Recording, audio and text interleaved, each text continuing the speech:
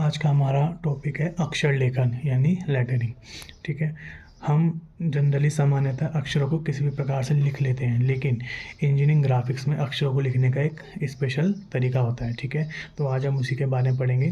तो जो अंग्रेजी के अक्षर हैं, कैपिटल लेटर में उनको कैसे लिखा जाता है, तो उसकी हम पहले रफली प्रैक्टिस करेंगे आज। ठीक है, तो यहाँ पे देखिएगा, ए को हम जनरली कैसे बनाते हैं इंजीनियरिंग ग्राफिक्स में, ये आपका ए बनेगा इस तरह से। ठीक है, बी को बनाने के लिए पहले आप एक डंडा खींचेंगे, उसके बाद जो ऊपर का ये सर्किल होगा ये छोटा होगा, नीचे वाला सर्किल से थोड़ा बाहर रहेगा, इस तरह से बी बनेगा। सी बनाने के लिए आप नॉर्मल सी इस तरह से बना सकते हैं। ठीक है, डी भी आपका जैसे आप नॉर्मल बनाते हैं सेम ऐसे डी बनेगा। ई बनाने के लिए आपको ऊपर का डंडा थोड़ा बड़ा, नीचे का उससे छोटा, और सबसे नीचे वाला उससे सबसे बड़ा रहेगा। ठीक है, एफ़ बनाने के लिए ऊपर का ये लाइन बड़ी रहेगी, नीचे की छोटी रहेगी।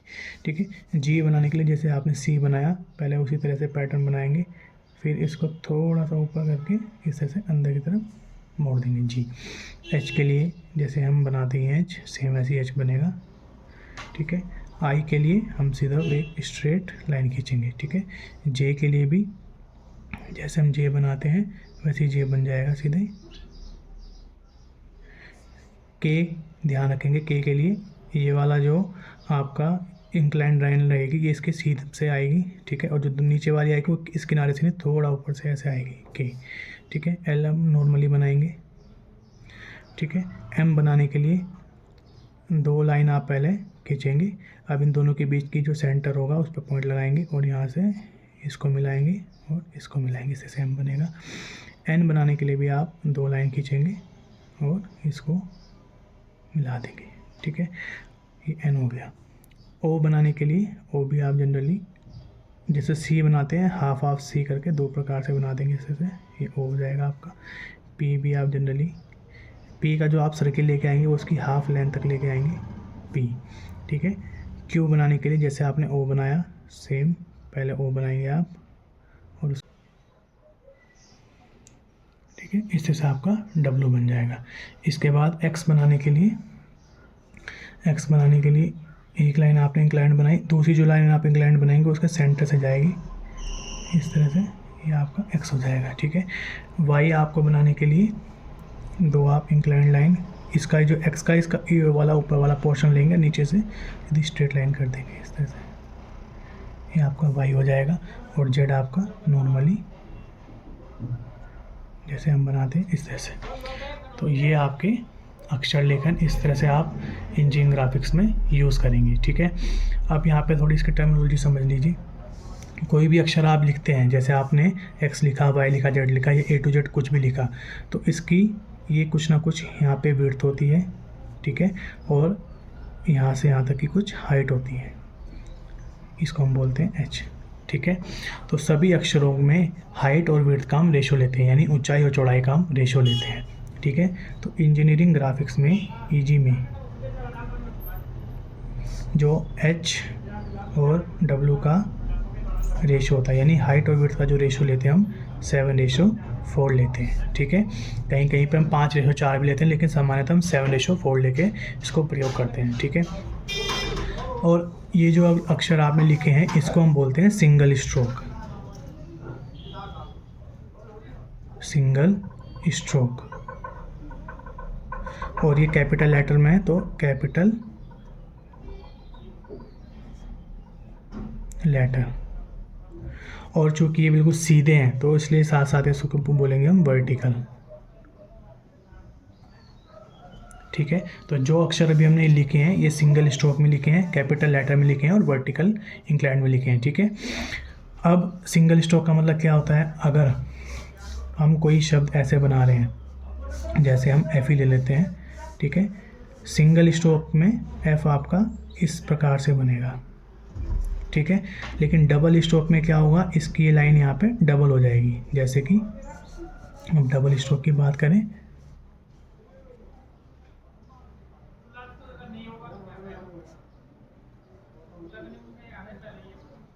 डबल स्ट्रोक में कोई भी डबल स्ट्रोक में जैसे हमें एफ ही बनाना है तो हम डबल स्ट्रोक में एफ को इस प्रकार से बनाएंगे।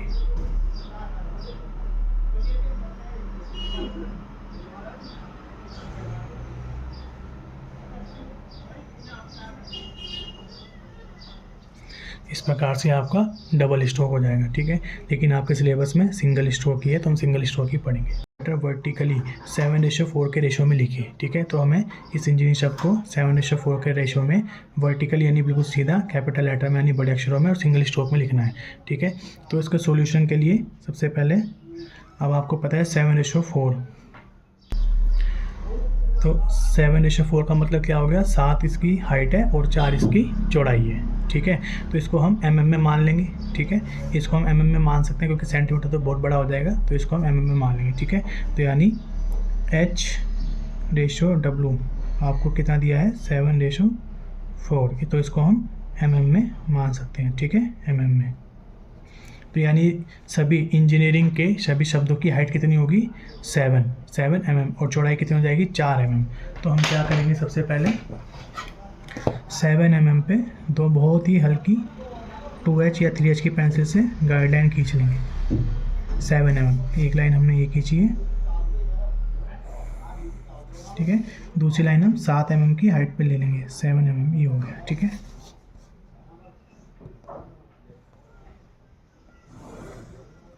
ये लाइन आपकी बहुत हल्की होनी चाहिए क्योंकि ये बाद में इरेज होती है। अब हमने ये लाइन लेने का पर्पज़ क्या है, क्योंकि अभी सभी शब्द हमारे इस लाइन के अंदर बनेंगे यानी गाइडलाइन के अंदर बनेंगे, तो अब बिल्कुल एक सीध में बनेंगे, ठीक है। अब आपको ये वर्टिकली बनाना है, ठीक है। तो वर्टिकली आप कहीं से भी शुरू कर दीजिए, ये पॉइंट आपने लिया, यहाँ पे आपने इस लाइन पे पॉइंट लिया। अब यहाँ से आप सबसे पहला अक्षर क्या है, ई लिखना शुरू करेंगे, ठीक है। अब देखिए सभी अक्षर, जितने भी अक्षर हैं इंजीनियरिंग के जितने भी अक्षर हैं, ई से एन के बीच में हम 5 mm का गैप लेते हैं। कितने mm का गैप लेंगे, 5 mm का, ठीक है। सभी अक्षरों के बीच में हम 5 mm का गैप लेंगे, ठीक है। तो मैंने आपको बताया था कोई भी अक्षर हम लिखते हैं उसमें विड्थ और हाइट होती है, ठीक है। तो हाइट तो हमने ले ली, अब विड्थ कितनी है उसकी, 4 mm। तो जब ई को हम यहाँ से बनाना शुरू करेंगे यानी ई का डंडा जो हम यहाँ पे बनाएंगे और ई के इस तरह से हम बनाएंगे, तो इसकी विड्थ कितनी आ जाएगी, 4 mm, ठीक है। और अगला वर्ड अब हमें जो एन लेना है वो कितने गैप पे लेना है, 5 mm। तो हम यहाँ से 5 mm के गैप पे पॉइंट लगाएंगे, पहले 5 mm के गैप पे पॉइंट लगाया, तो यानी अगला वर्ड जो एन है वो यहाँ से लिखना शुरू होगा। फिर उसकी विड्थ कितनी है, 4 mm, तो हम 4 mm के गैप पे पॉइंट लगाएंगे, ठीक है। फिर यहाँ से नेक्स्ट वर्ड आपका जी आएगा, तो जी भी आपका 5 mm के गैप पे आएगा और 4 mm की विड्थ पे आएगा, ठीक है। तो सेम ऐसे ही आपका अगला वर्ड आई है, आई भी आपका 5 mm के गैप पे आएगा और 4 mm की विड्थ पे आएगा, ठीक है। तो हमें एक एक करके एक गैप का पॉइंट और एक विड्थ का पॉइंट इस तरह से लगाते जाना है, ठीक है। या फिर आप वर्ड बनाते रहिए और साथ साथ में लगाते रहिए, ठीक है। तो अब हमें अगला वर्ड एन बनाना है, तो एन के लिए जैसे हमने बताया था, यहाँ से स्ट्रेट लाइन और यहाँ से स्ट्रेट लाइन और इनको आपस में मिलाना है, ठीक है। तो ये एन बन गया। अब इन दोनों से जी हमें स्टार्ट करना है, ठीक है। तो जी बनाने के लिए आपको ध्यान रखना है जो इसका विड्थ का पॉइंट है यहाँ से इसका स्लोप लेंगे इस तरह से और अंदर इसको इंक्लाइन कर देंगे। इसके बाद आई बनाना है, तो आई इन दो के बीच में बनेगा, तो इन दो की आई का हम कैसे बनाते हैं, सीधी स्ट्रेट लाइन के रूप में। तो इन दोनों के बिल्कुल बीच में एक स्ट्रेट लाइन बना देंगे, ठीक है। अब इसके बाद अगला वर्ड फिर से आपका एन है, तो यहाँ से हम गैप का पॉइंट और एक विड्थ का पॉइंट ले लेंगे, ठीक है।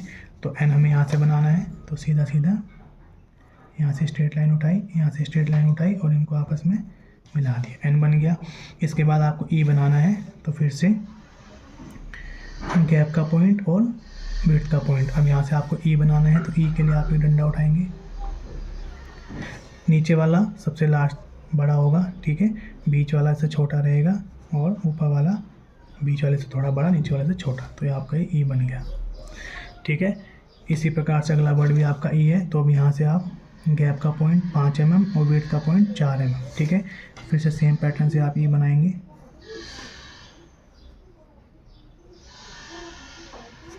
ठीक है। इसके बाद आपका अगला वर्ड है आर। अब यहाँ से फिर से गैप का पॉइंट और विड्थ का पॉइंट। अब आर बनाने के लिए सबसे पहले आप इसकी स्ट्रेट लाइन बनाएंगे, ठीक है। अब इसका जो इस पोर्शन बनेगा, सर्किल वाला पोर्शन बनेगा, इसको इस तरह से बना के, और आर जो आएगा, आर का जो इंक्लाइन डंडा आएगा वो यहाँ से इस पे आ जाएगा इस तरह से, ठीक है। तो ये आपका आर हो गया। इसके बाद अगला वर्ड फिर से आई है, तो अब यहाँ से 5 mm का गैप और 4 mm की विड्थ। अब इन दोनों के बीच में आप एक डंडा खींच देंगे बिल्कुल सेंटर पे, ये आई हो गया, ठीक है। इसके बाद फिर से एन है, तो यहाँ से 5 mm का गैप, 4 mm की विड्थ, और एन बनाने के लिए आपको पता ही है दोनों डंडे उठाएंगे और यहाँ से मिला देंगे। इसके बाद लास्ट वर्ड है जी, ठीक है। तो फिर से 5 mm का गैप, 4 mm की विड्थ, और इस किनारे से आप जी का स्लोप देके इस तरह से उसको उठाएंगे और अंदर इसको मोड़ देंगे। तो इस प्रकार से आपका इंजीनियरिंग वर्ड सिंगल स्ट्रोक में कैपिटल लेटर में वर्टिकली और 7:4 की हाइट में बन गया है, ठीक है।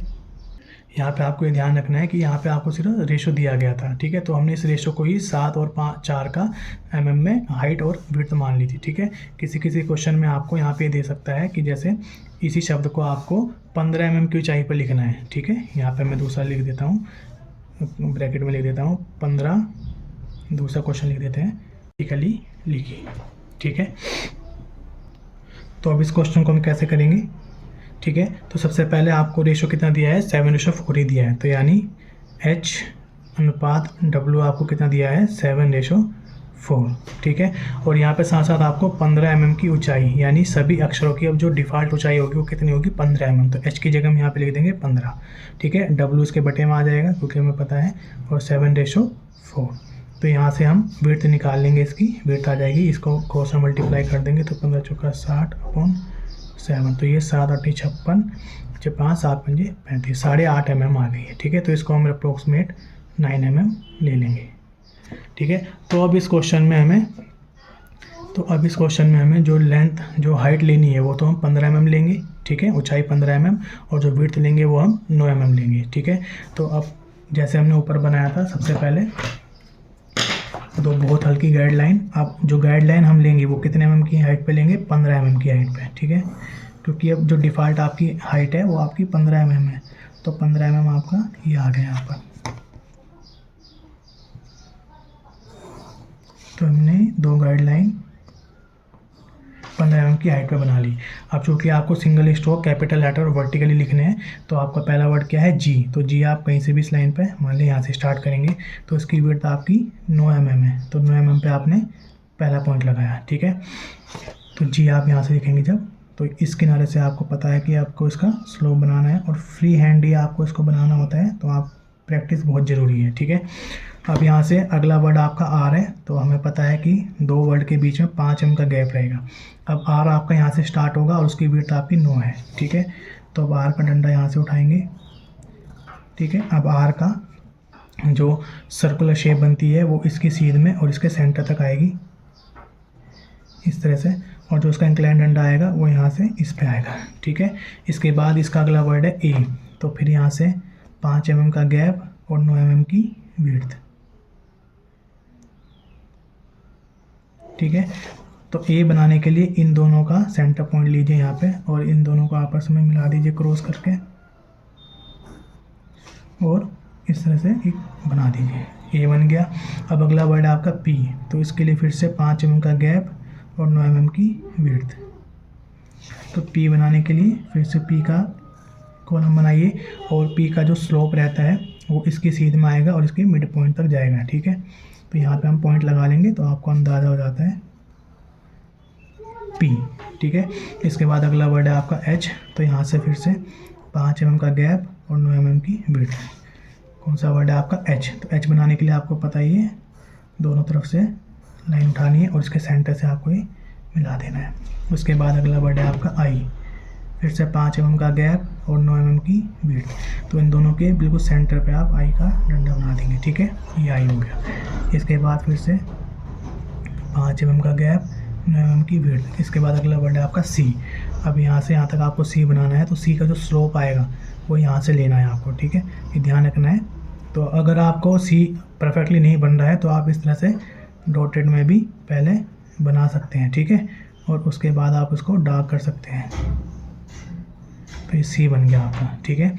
इसके बाद आपका अगला वर्ड है एस, तो यहाँ से फिर से 5 mm का गैप और 9 mm की विड्थ। एस बी बनाने में बहुत से बच्चों को कठिनाई होती है, तो एस बी आप पहले रफली इस तरह से डॉटेड शेप में आप उसको बना सकते हैं, और फिर अगर आपको लगे कि हाँ बिल्कुल परफेक्ट बना है तब आप उसको डार्क कर सकते हैं, ठीक है।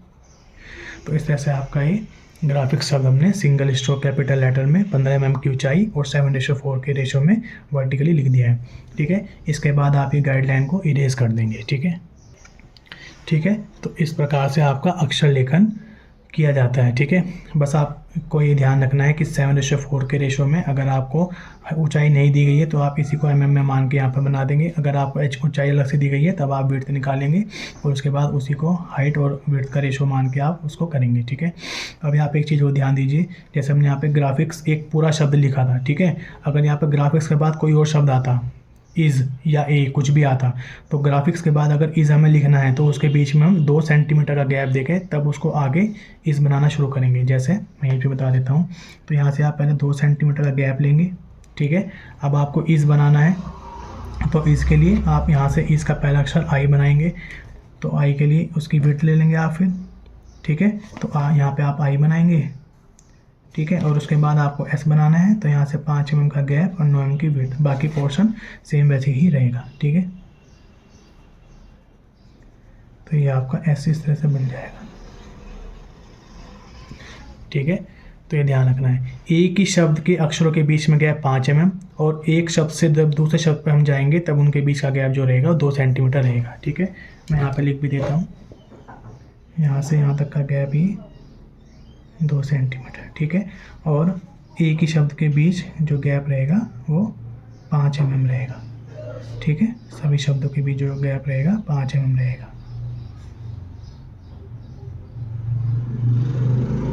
ठीक है, मैंने लिख भी दिया है यहाँ पे। ठीक है, तो आई होप आपकी वीडियो समझ में आई होगी।